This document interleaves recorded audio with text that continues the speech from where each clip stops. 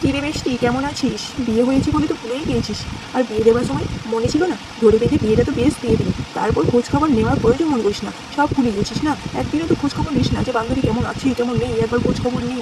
সত্যি তোরা অনেক বটে, আমার একদম তোদের আচরণ ভালো লাগে না। আর রোজ একবার করে আমাকে ফোন করবি, তা নাই কি দিনের পর দিন, মাসের পর মাস, বছরের পর বছর কেটে গেলেও তোদের ফোনের আশায় বসে থাকি, একবারও ফোন করিস না। যা, তোর সঙ্গে আর কথা বলবো না, যা। বেশ ঠিক আছে, রাগ করিস না, ফোন করছি দাঁড়া।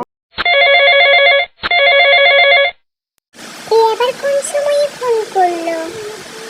এ বাবা, আমি তো তখন এমনিই বলেছিলাম। এবার দেখ না, আমাকে ফোন করে করে আমার মাথা খেয়ে নেবে। কি যে করি, হায় রে, কি যে করি। ফোনটা করেছি তখন ধরি, না হলে আবার নানা রকম কথা শোনাবে। সেটি বর্তমানে ব্যস্ত আছে, অনুগ্রহ করে কিছুক্ষণ পরে চেষ্টা করুন।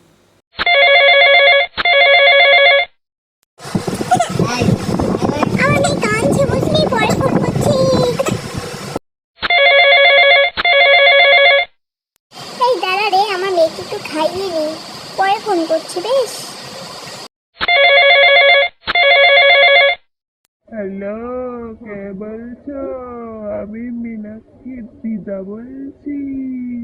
ও এখন বাথরুমে আছে গো, পরে ফোন করো। এই শোন শোন শোন শোন শোন শোন, আমার মেয়ে পায়খানা করে দিয়েছে রে। কি ছি ছি ছি, কি গন্ধ। একটু পরে ফোন করছি, দাঁড়া দাঁড়া, আমি খুব ব্যস্ত বন্ধু, আমি খুব ব্যস্ত। Please call again later. যে ব্যক্তিকে আপনি কল করছেন তিনি এখন উত্তর দিচ্ছেন না, দয়া করে পুনরায় চেষ্টা করুন। आप जिस व्यक्ति को कॉल कर रहे हैं वह अभी कॉल नहीं ले पा रहे हैं, कृपया कुछ समय बाद कॉल करें।